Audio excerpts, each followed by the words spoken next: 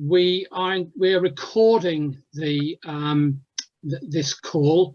If you don't want to be on the call visually, then I understand why you may want to turn your video cameras off. We hope you won't do that, but it's always nice to see your face. We're doing that certainly to ensure that we get a good record of the issues and the points raised. And if those of you that do remain on visual are content, we will upload it to the website so that people who are unable to join us can see and participate and refer to the discussions that we've had later on. I see most of you are clearly seasoned Zoom users, all on mute, so thank you for that. It's helpful really if we can do that. Stick your hand up, make it known if you wish to chat. If you've got a question, we'll do our best with Andrew's help there to ensure that we come to you. If there's a question that you've got that you don't necessarily want aired but want to make sure we're aware of, please use the chat facility. We're going to try and just keep this to the 2 hours if you don't mind, and see how far we get with that. If we feel there are other issues or we've got other points to consider, then we have agreed, BWCRA's agreed earlier this week, that it will hold its AGM and another residents open meeting on the 2nd of March. That's hot off the press, as the venue was only booked today, and that venue will be where we've used before, the Memo Arts Centre, the Glamorgan Suite, I think they call it, upstairs there, and that will be again on the 2nd of March. So a couple of participants on the call have sent through some questions, and I'll endeavour as best we can to respond to some or all of those, and where appropriate give those individuals the opportunity to raise the questions. I think the first point I would make is for us all to remember that actually in terms of housing law, Welsh law does differ from Westminster law in some respects and in some degree. It doesn't affect us to a great deal, although it does affect some of the actions that the Welsh Assembly government have taken in response to this management model of estate management, and I'll come back to those a bit later. It's also worth mentioning that the crux of our discussion, I think, is about the estate-wide management fee, which stands at around £100 to £120. We know that there may be leaseholders who are on the call as well, and you too will have other issues to do with your particular blocks. We understand that, but for the purposes of the management company, we're talking about the management company that affects the whole development in these discussions. And I think it's strange doing a Zoom call, you know, because most of these meetings, when you do an introduction, I have to remind you where the fire exits are, but you don't have to do that on a Zoom call. But I think my other sort of government health warning would be that any comments that any of the committee members make are on behalf of BWCRA and are not individual views unless they specifically state otherwise, so that we understand that that's where we're coming from. So let's, what I hoped we could do, Andrew, if you've got the slide there, is sort of concentrate our discussions in 3-4 main areas now. And that is really why do we have a management company? What is it? Look at the letter from Remus, and then unsurprisingly, there'll be a sales pitch at the end for an invitation to join BWCRA. So let's begin with why do we have a management company? Now, the history, if you like, of the management company goes right back to the planning stages of the development. And you will know, some of you will know, that in a lot of what one might call old-fashioned developments, it was automatic for the local authority or the council to adopt any public open spaces, play areas, take them into their responsibility for them to maintain and manage. At the time of planning, the developers had an option to transfer the spaces to the council together with a commuted sum. So a sum of money, a bounty if you like, would have been transferred with the ownership of the property to the council, funding the maintenance for a set number of years, and that figure is usually round between sort of £750, £1,200 per property. But the default position, and this is where we found ourselves, was that the developer didn't offer the public open spaces to the council, and the developer made alternative arrangements, and that is the setting up of a management company to have ownership of the public open spaces and play areas, and to be responsible for their upkeep and maintenance. This is a frustration for all of us that pay that management fee, and we all will at some stage, even if we don't at the moment. The frustration being that we're paying our council tax and we're paying our management fee, and there is a degree of iniquity in that situation, I guess, and we all understand and know that. We have been campaigning for some time in communication with Jane Hutt, our Senedd member, and beyond to the Minister responsible for housing, to have that looked at. And back in 2020, there was a consultation on estate management, and the Welsh Assembly government produced a document that said they didn't like it, the model that we've got. They wanted to introduce legislation to stop it, and they wanted to consult further on estates that had already got that model, like us, and how that may be undone and the ownership revert back to local authority control. We have been part of those discussions and consultations.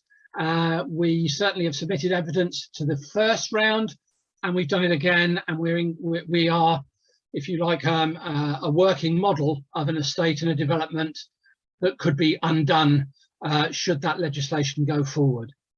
The last I heard from that was that it was not a priority for the local authority, for the Welsh Assembly government at the moment, because of COVID and all sorts of other items they were dealing with. But last week I had a note from Jane Hutt saying that she chased it up again with Julie James to see where we were with that. So I think in terms of the management company, we don't like it. Nobody much likes it. The Welsh Assembly government don't like it. But at the moment, that's what we've got historically from the planning process, and that's where we're at. The management company then, once the development is complete, becomes the owner of the freehold owner of the public open spaces. Now, it's important to remember that not all public spaces, if you like, are public open spaces. So things like the roads, the footpaths, the streetlights, and the drains will be adopted by the relevant statutory authority, not by the management company. It really is only those public open spaces. So there's one at the end of Mariners Walk. Playgrounds, there's one alongside Ford Millennium, we know that. Other open spaces, for example, at the top of the cliff, there's that space there. Will be one, the road, the space alongside Ford Dockyeye. Those areas which don't belong to anyone belong to the management committee as open spaces. And it's those spaces then that the management company will own and will be responsible for maintaining. And that's what we pay our management fee for. Now, the management company, as the freeholder, is responsible for that maintenance and upkeep. And at the moment, the management company has appointed an agent to look after that for them, and that's where REMIS have become involved. So while we regularly have gripes with REMIS, it's important to know what they are responsible for and what they're not responsible for, and to remember that when we're having our various rants, and I'm sure we all do it at various times, walking around the development or in considering what goes on. So the responsibility then with that company and that's what we've got. The company. What is the company? Well, it's a statutory organisation. It's a company registered with Companies House. It's important to note that it is a company limited by guarantee. So any member of that company is only liable for £1 towards any of the costs of that company. And I know there's one of our number here that's raised a question, a couple, I think, whether that's strictly true, but the company as an entity, the liability to the company is only £1. If there were to be large items of expenditure that the management company needed to spend in the maintenance of those spaces and property, it would fall on the residents through their management fee to contribute to that, not to the company members to foot that bill. And I think that's, so if you are a company member, you're not additionally liable for anything that may cost us a lot of money. If you are only a resident, you will still be liable for that through the management fee. And I think that's an important fact to remember. What do you get for your membership? Well, you get the opportunity to control what goes on that land, who the managing agent is, and that could be Remus, it could be a company like Remus, it could be a cooperative of residents that chose to do it if that was the model that was agreed at a later date. So it's just making sure that that responsibility is delivered. And the members therefore appoint the directors. At the moment, the directors are still consortium appointed until the development is complete. But once the developers have completed on site, the management company and the control of that management company will be handed over to the residents who are members. I'll stop there for a minute and see if there are any questions on what I've or any points that anybody wants to raise so far. Cathy. My name is Cathy, I'm the Secretary of the Association. My apologies for late joining, but I got a bit confused about the joining instructions. Thanks for your introduction, Paul. Maybe going to come to it later, but I think it's worth mentioning that among the management company's responsibilities will include legal responsibilities in terms of raising the service charge, issuing demands, and then, financially accounting for the money spent and then issuing accounts. There is a fair sort of governance load involved in that. Whether you need to expand on that, I don't know, but I thought it was just worth mentioning at this stage. Okay, thanks, Cathy. Any other questions, observations at this stage? Alison. Oh, thank you, Paul. What sort of timescale are we talking on here? How long have we got for the development to be finished, please? We are, it's a good question, that, because it's thought to be the whole development.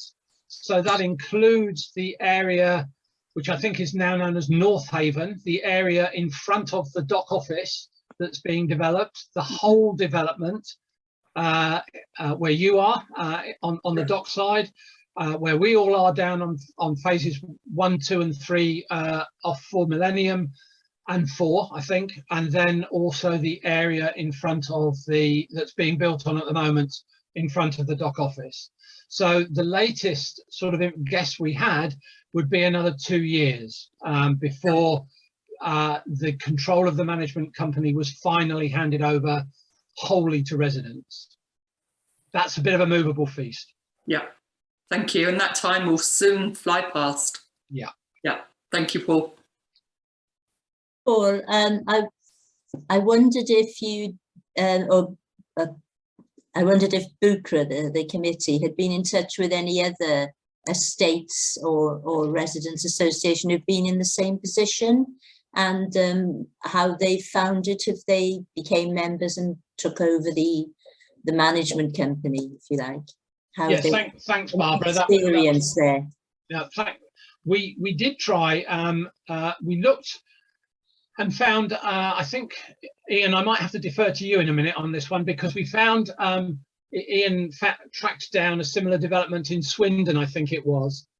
But I think I'm right. We found that there weren't really any comparisons worth making, or any of substance. Ian, can you fill that bit in? Yeah, it was a development in Swindon, I think, where Remus were the managing agents as well, and I spoke or contacted rather their residents association, and they're going through the same issues that we have really. Yeah. It's this, because that estate hadn't been finished, it was still a while away. It's the issue of what the management company should be doing and what the developers should be doing.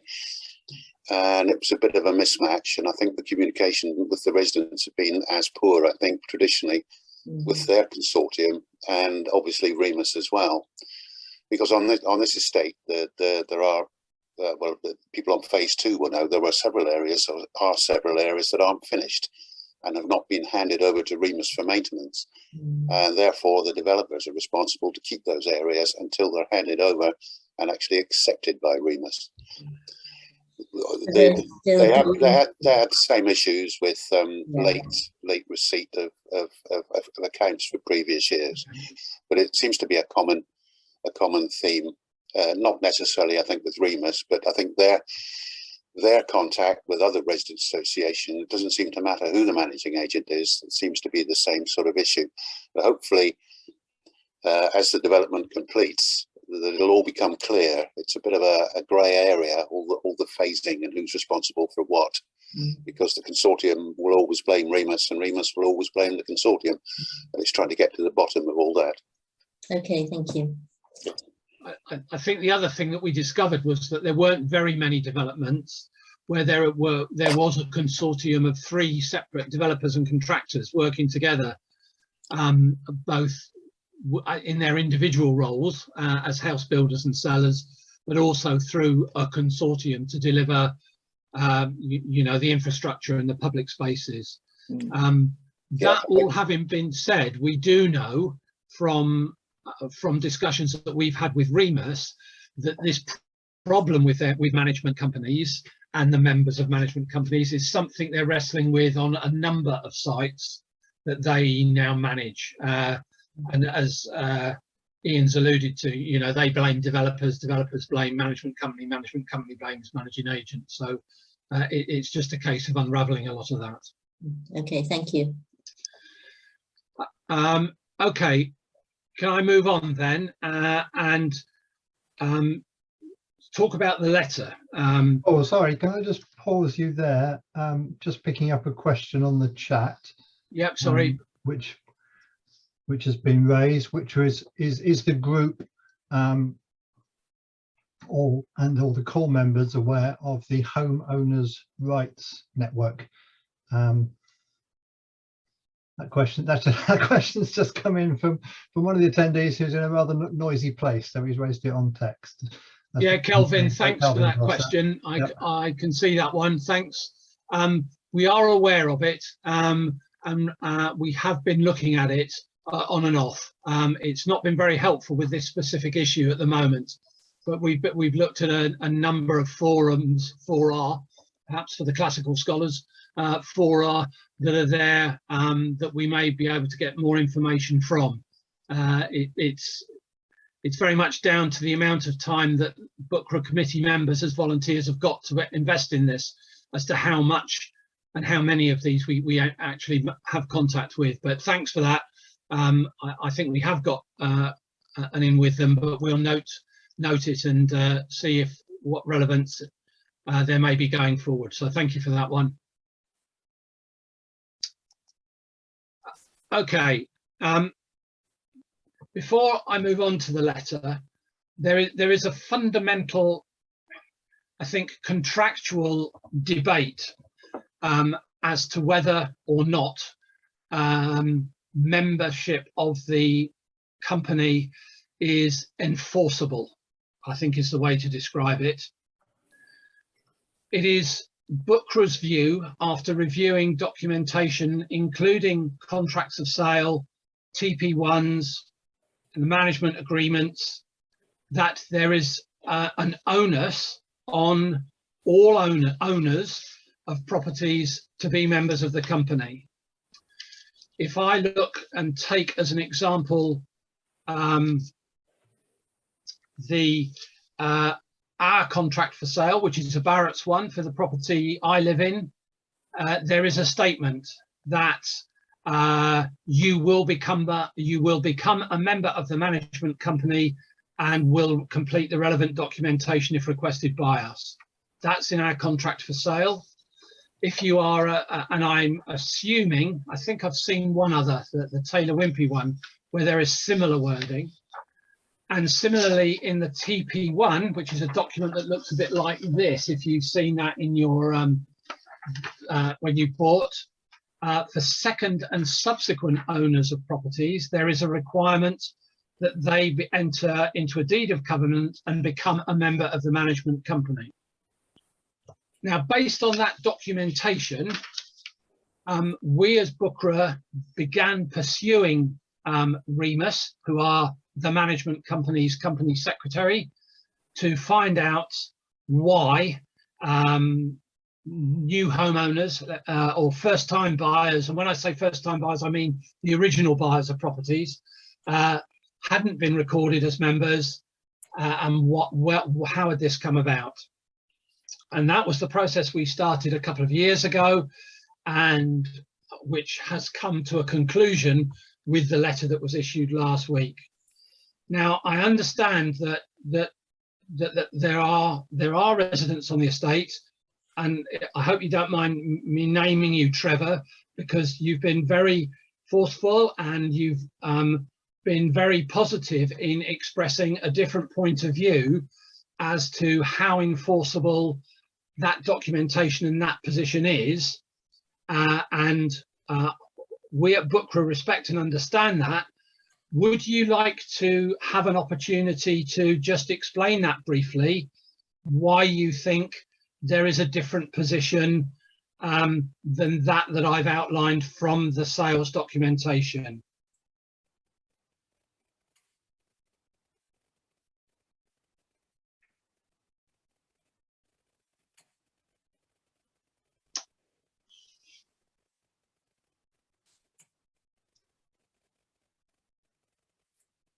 Okay, I feel free to interrupt me, Trevor, at any stage, but from that I'm assuming that at the moment you don't wish to speak, and that's fine.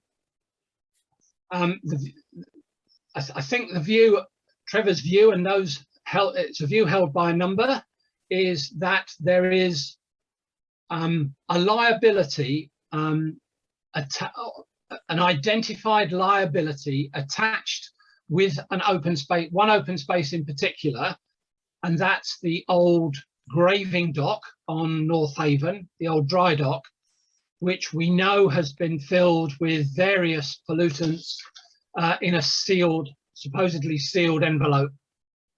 And it is Trevor's view, I think, that that's a liability that would transfer to the management company, and notwithstanding the fact that I've said the liability is only £1, Trevor's view is that any member of the management company would be jointly liable for any remediation costs in putting that right. We would take a different view on that, insofar as the management company is an entity in itself, and the company becomes the liable party, not the individual members of the company. Yeah. And it would be the company's responsibility to put it right. And the only vehicle they've got for doing that is actually the maintenance fee. And so everybody, whether they were a member of the company or not, stands to be at risk from that situation.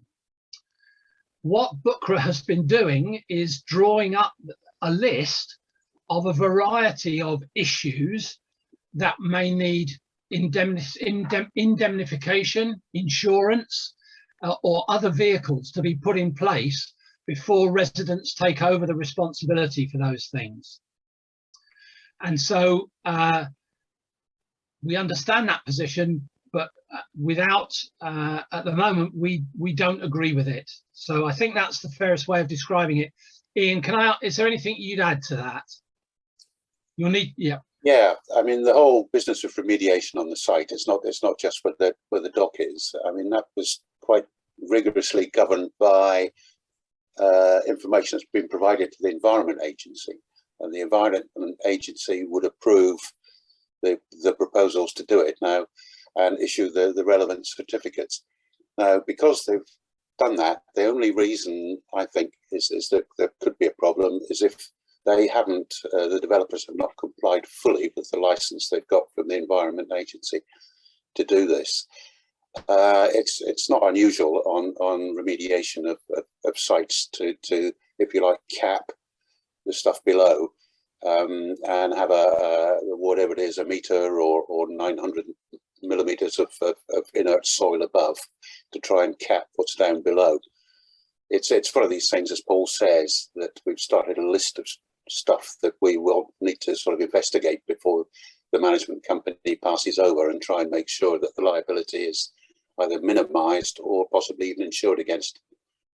There are other issues there. I think we resolved one about the dock walls. What if something happens to the dock walls? And we discovered after ferreting about that the land, I think it's 6 metres in from the dock walls, actually would still belong to Associated British Ports, and that the ownership limitation, if you like, of the management company is the surface finishes. The land underneath will still be the responsibility of Associated British Ports and the dock walls. The other one that could be an issue is the cliff face along Fordy Dockyard. I know work's been done there to stabilise the cliff, but we've still got to consider what would happen in the future if if something happened to those cliffs. Okay. So that's ongoing, and that's something we need to resolve, obviously, before the completion of the development, to avoid argument at the time. Yeah, if I could speak particularly on that point, since I was possibly the person that raised it initially back in the inception of BWR, sorry, the children in the background, on behalf of the Residents Association with regard to the dock. Mm-hmm. Yeah, the HDPE liner is guaranteed for 25 years. It was all done according to science and protocol at the time. I think that's 1984. I've got extensive documentation on it. I guess in that respect, I spoke to Ian Robinson at the VOG.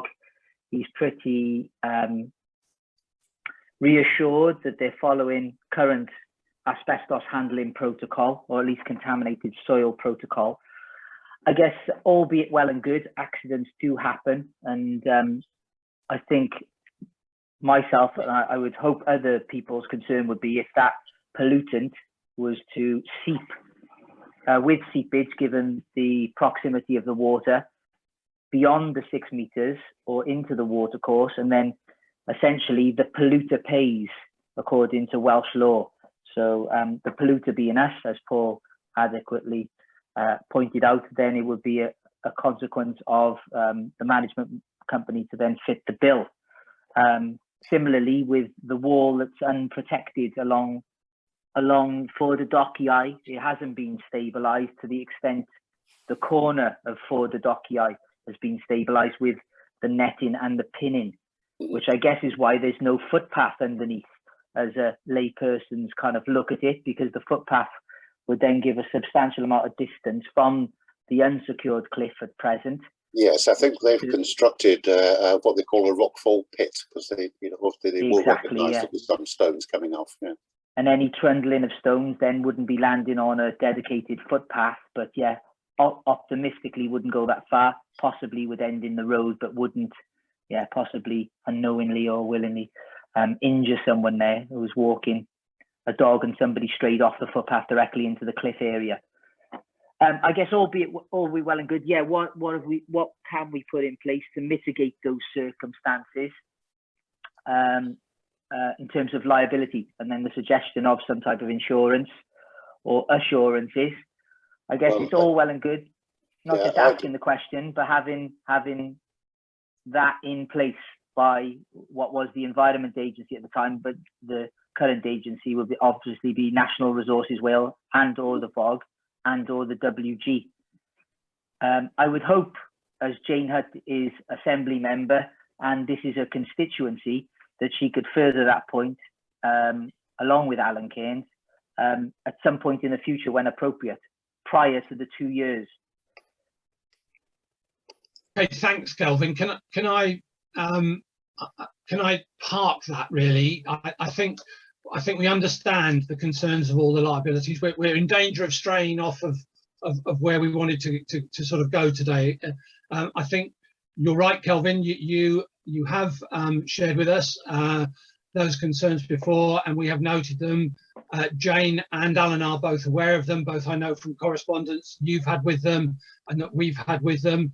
And it is part of that handover process to ensure, as well as anybody can, that any liability that is transferred is indemnified or insured at the originator's costs. Accidents happen, you're right, but I think that's a discussion for a different forum than this one, if you don't mind.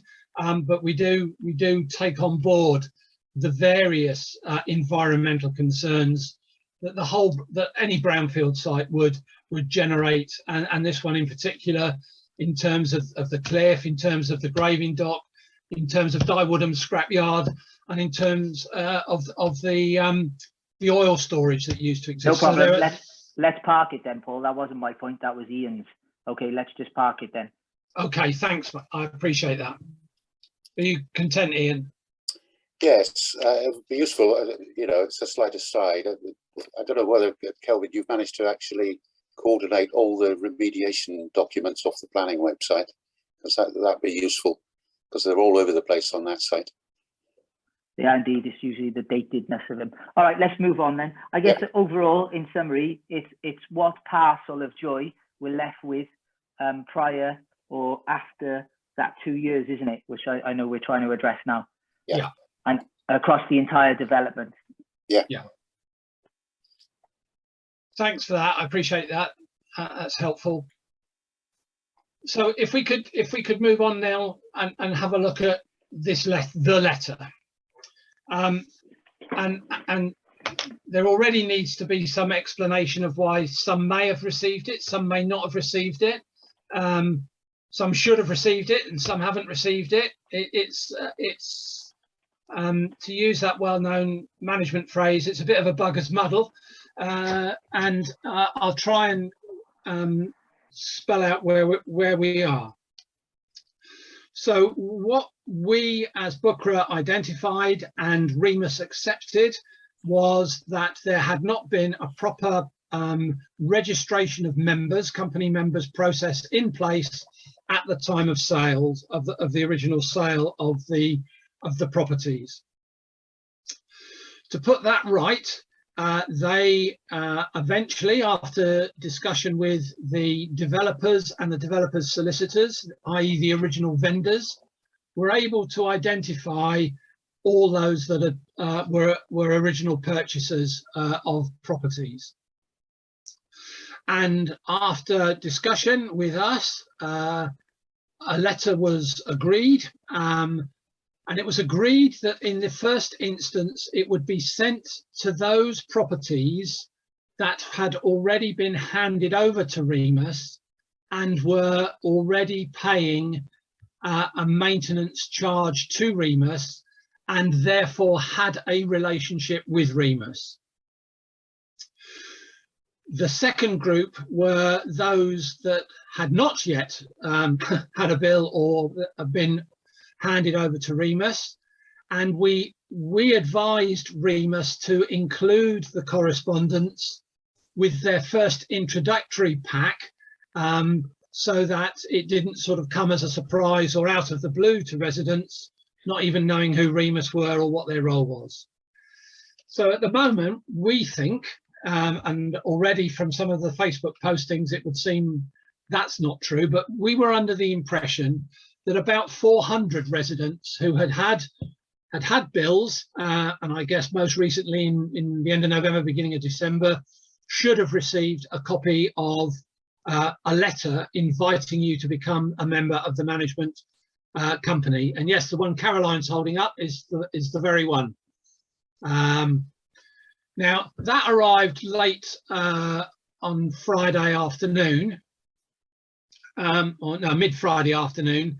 And when I opened it, I discovered a mistake on it straight away, which is why a lot of you will have had a second copy of it with a slightly different letter heading on it, because you needed to know the name of the management company that you were likely to be applying for, and that didn't show on the original. So the contents of the two letters that have been issued, the one on Friday and the one yesterday, I think now, or was it today? Yesterday, are the same. It's just with a slightly different heading. Now, if you've been paying maintenance fees and you've not received one of those letters, could you just drop an email to the contact BWCRA email address so that we can take that up and try and get to the bottom of why some people have been left out of that? So the letter effectively invites you to become a member at no charge, and it's BWCRA's view that, as I've said earlier, that there is an advantage to being a member, and others would take a view that there is no advantage. So in the end, it's obviously for people to make that decision and that judgment. We could, based on information that's been shared, we could go for legal advice on the situation if we had the money. However, the Residents Association is not cash rich. It does not have adequate funds to engage solicitors in that form at the moment. And should that be the will of the majority of residents, we would need to look at setting up a legal fund, a fighting fund, as well as a membership fund.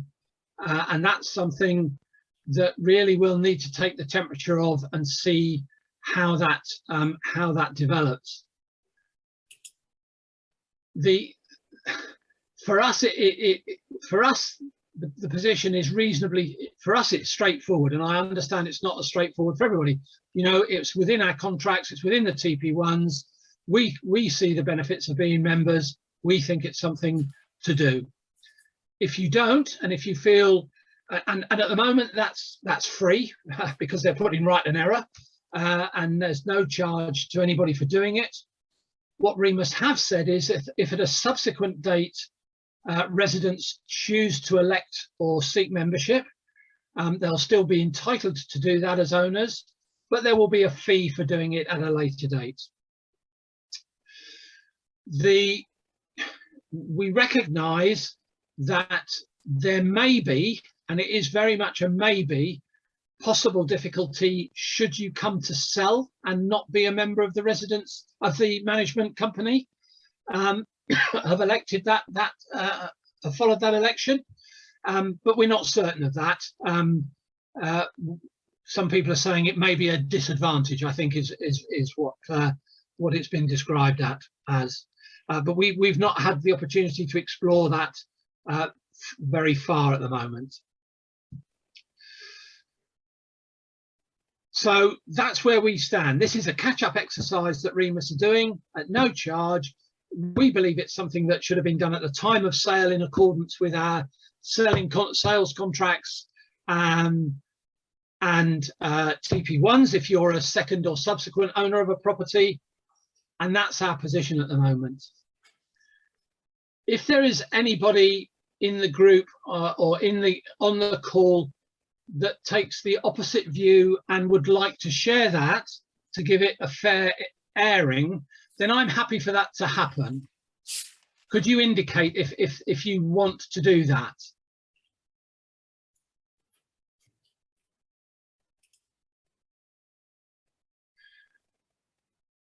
Okay, I have to assume that nobody coming forward means that, not that the view's not held. I'm not trying to dismiss the view. I'm just suggesting that for the moment, the medium for that view to be seen is actually on Facebook, where a number of people have posted a different view as to why it should happen, and there have been postings to the contrary view. That's all I can do, is refer you to those postings, I'm afraid. I'll stop again there and invite anybody with questions or comments at this stage.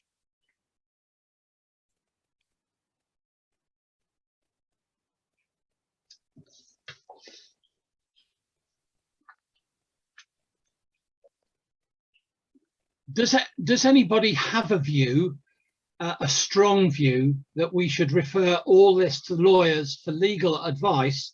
And if so, how you think that might be funded? Ian. Yeah, Paul, I think there are one or two things that need some legal advice as to what are the implications if people don't sign this. It's just to be, people are absolutely clear. Now, I can recall some time back, I think was it Alan Cairns? Yeah. Said that we could get access, limited access to a firm of solicitors if it's a simple question. Maybe that's one way to do it. Newbolds. Yeah, I think we should do that in any event. And you know, I sense from the correspondence, the postings, the questions that we're duty bound to do that in some respect, to see what we can get for nothing in the first instance, and what it would cost us to get more than that, before making a final decision. It should be a simple answer. It should be, really. But, you know, a property lawyer can look at it. Yeah, it is. I think, you know, my own view is I think it's important that the residents do become members, because that way they can actually influence how the management of the estate is going to work in the future. If not, you know, if nobody did it, or people resigned or whatever, you're sort of left at the mercy of whoever takes over the management, you know. Yeah. And if we can't find somebody, a residents committee to do it, if you like, to take over the management of it, we'll be left with the consortium will sell it on as a sort of thing. We'll lose all control. Yeah. At least we can kick people, you know. The more members there are, the greater weight we have. Absolutely. Absolutely. I guess excuse me for interjecting, but yeah, following on from both those points, if we had a 60-40 split of those that are on the call, or simply the 16 members or so that are on the call, buying into the management proposal from Remus, and 16 of us aren't, and the other 1,000 plus are or aren't, what's the deal then when only 40%, so less than half the majority? Well, the point of doing it is to provide the reassurance and to underwrite the advice and the position that's being put forward. Possibly my question wasn't as clear as I hoped. So if everybody on the call and 40% of the residents became management members, and then an outstanding 60% didn't, that's potentially another question to be asked of 3 questions from the solicitor. Well, I think it's the question. I think the answer to that is that the 60% that didn't would then have no say in how the estate is managed. They wouldn't, and would you know, that would be difficult for them to exert any influence at all over how it's managed. Okay. Oh, well, Alex had some internet. Yeah, I've just got Alan's question there. Isn't it? Because legally they're bound by it by the TP1. Well, we can't hear you, Kelvin. You're not at all clear, and you're sort of interjecting others. Do you have a point? Not interjecting others, but I'm speaking initially myself. With all respect, sorry if it's somewhat of a weak signal. I do have a point. Sorry if it didn't appear abundantly clear. It's a precarious point that legally everybody, according to the TP1, is to be a member, but if 60% don't adhere to that philosophy for whatever reason, we need. I'm sorry, Kelvin, we're just not. I'm certainly just not getting what you're saying at all. Are you able to pop it in the chat box? I think you're not understanding what. Yeah, no, what I'm actually saying. What particular point is unclear? Oh, I can't hear Kevin. We're just not getting you, Kelvin. I'm sorry. Okay, No problem. I'll pop, apologies if there's some interference. I'll pop it in the chat box. Yeah. Okay, well, mate, thank you. I've just messaged Calvin and invited him to send it by text so we can get his view. Okay, thank you. In another way. All right. Alid, No problem. Technical issues. okay, cheers, mate. Alid, your point's a good one. Alid says, is there a need for group advice? What about individuals going back to their solicitors for clarification, particularly as this should have been completed at the time of something that should have been done at the time of purchase? Good idea. It is a good idea. We went back to our solicitors, who in the meantime had been merged with another, and we got no help whatsoever. That's a personal anecdote from our position. I think if anybody is able and prepared to give that a run, that would be very helpful. If you would like to try that out, Alid, we would appreciate that, and perhaps you'd let us know how you get on. That'd be good. Sorry, can I ask Alid who his solicitors were? Were they recommended by the builder? Yes, they were. Howell solicitors. Yeah, same as mine. I'll try and go back to them and see what they say and let everyone know. Yeah, just give it a run. Yeah, I'll do the same actually. See if we get the same answer. Okay, I'll get in touch with Alan Cairns for the Newbold contacts and see what deal we can get there. Is that, I sense that's what people would like us to be doing. I get that general sense. That way it's totally independent, because I think, as we know, some of the reports have been done that was a bit iffy about people using solicitors suggested by the builders. Yeah. Okay, well, we'll do that. It gives an external validation, doesn't it? Yeah, it does. Yeah. No, I think it's fine. I'm just waiting to see Kelvin's point at the minute.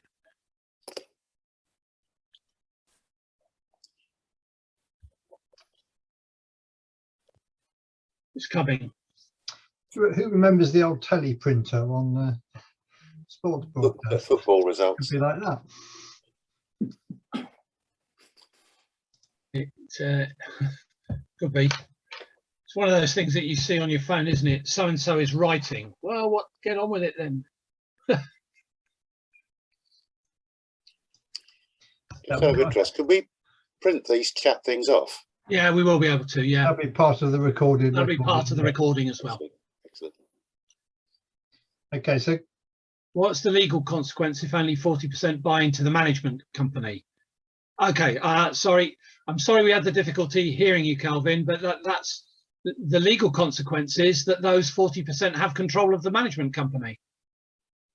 If only 3 residents buy into it, those 3 residents would have control, in theory.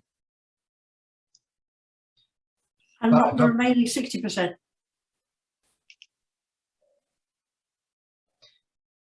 Okay, thanks for that, Kelvin. I really am sorry that was a bit tortuous. Yeah, we'll have a look and include that in the legal advice we seek. Excellent. Okay, I think we can. I'm going to move on now, Kelvin, if that's okay. We've got that. That's fine. Cheers, mate. Thank you. Okay, I think I'm just going to refer to my colleagues for a minute. I think these were the main points that we felt we could helpfully share with you at such short notice and in follow up to the correspondence. Cathy, is there anything else that we discussed that we could usefully include just on the management company issues at the moment? We've covered it, Paul. I think we've covered it fairly sort of, thoroughly. No, I can't think there's anything more to be to add. Thank you. Ian, is there anything else you would include?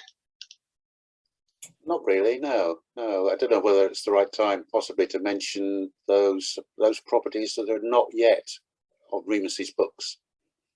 Yeah, we can just reiterate those.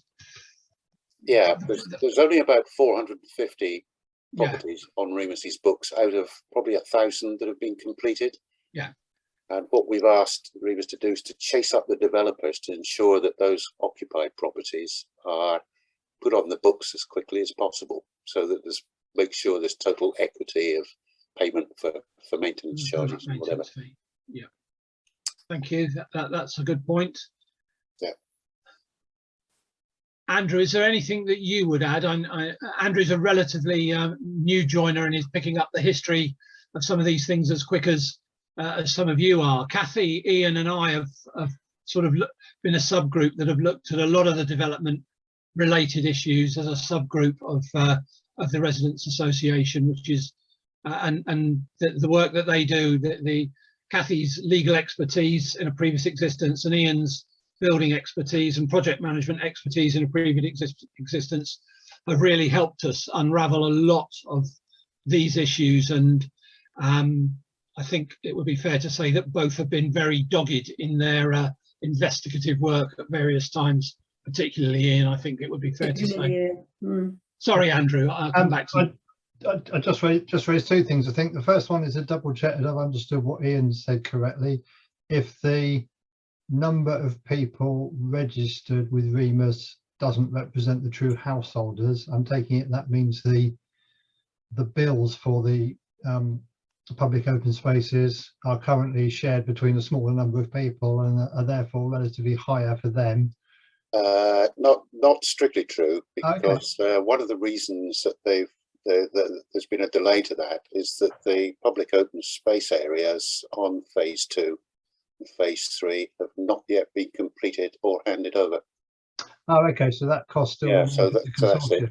I know that's imminent. In fact, we went to Paul, Cathy and I went to see one of the areas with Remus last week, I think. No, the week before last, I can't remember. Last week. Anyway, yeah, and to be fair to Remus, they said that's not suitable for handover, and they called off the future handover with the consortium because they weren't happy that the works were done properly or were completed.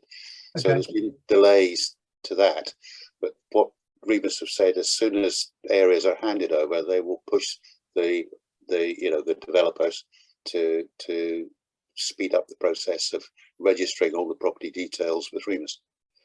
Okay, thanks, Ian. The second thing I'd just say, as Paul says, I'm a relatively new joiner to the group. I'm trying to focus on communication and keep helping people, understand what's happening, getting the information there's good. If people feel there are improvements that can be made to that, or ways of getting information through, then please use the email address that I put in the chat earlier. It's really a case of we need to try and make information available to people and help them to see it. So yeah, if any improvement ideas are always welcome, and we'd actually encourage people to the website, because although we have a further newsletter planned, it is very labour intensive. I think we probably all have Paul a new pair of shoes after the first one, having done it single-handed. So yeah, anything that people can do themselves to sort of self-serve on the website and encourage friends and neighbours to do the same would be much appreciated to increase the engagement. Okay, Andrew, thanks for that. There's a question come through from Kerry, which says, when does this form have to be completed? By what date? There's no indication. There's no indication in the letter when that has to be done. What I think we will do as a consequence of this meeting is advise Remus that we've held a meeting, that we are going to seek some further advice, and that we will suggest to them a completion date. I think that's a realistic position to be in, and we'll probably make that. So I would have thought something like 3 months. So by the end of April or something like that. Yeah. I think I hope that's a reasonable way forward, and we'll just keep on the website and on Facebook posted. Thanks, Kerry. That's a good question, and I did note that on the original letter, but then forgot to follow that through. So thanks for that. Ian. Yes, just a quickie. I'm not sure if that form is the correct form, because that's a Remusy form. It's not it should be done on a company's house form. Was it an APO1 or something? You can have in-house forms. Companies House allow you to have in-house forms that collect the same data in the same format. Okay. We used to do. I've done that in previous jobs. Yeah. Providing you're collecting the same data in the same format. Tiffany, our records show we didn't receive a membership application from your solicitor at the time. Tiffany is suggesting that the wording of Remus's letter implies that it was the fault of us as buyers and our solicitors for not having sorted out membership of the management company at the time we bought. I agree that that's how it could be read. We've certainly resisted that in any stage. We have verbally had agreements that it was a failing of the Remus blamed the consortium and the consortium solicitors for not passing them information on the sales of property. Yeah. I think that's where the key is. But I agree, it's a bit galling to read sometimes some of the things that are written. But yeah, thanks for highlighting that.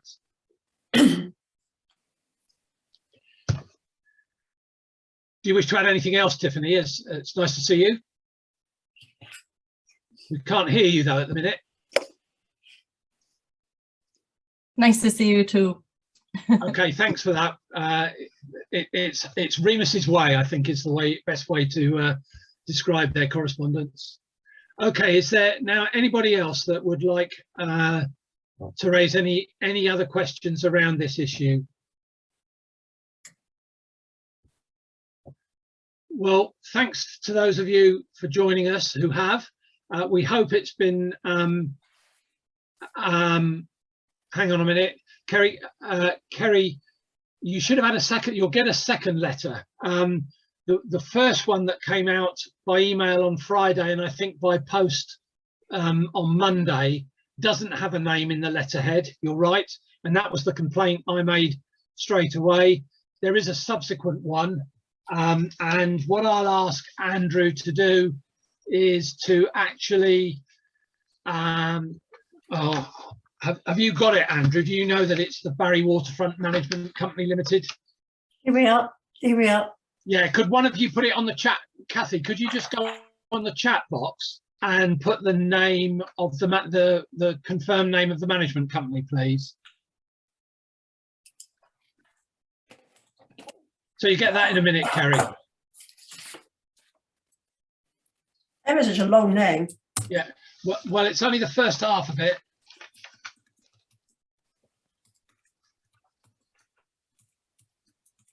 You don't want the West Haven Apartments bit? No, that's a different Barry Waterfront company. It's just the top one.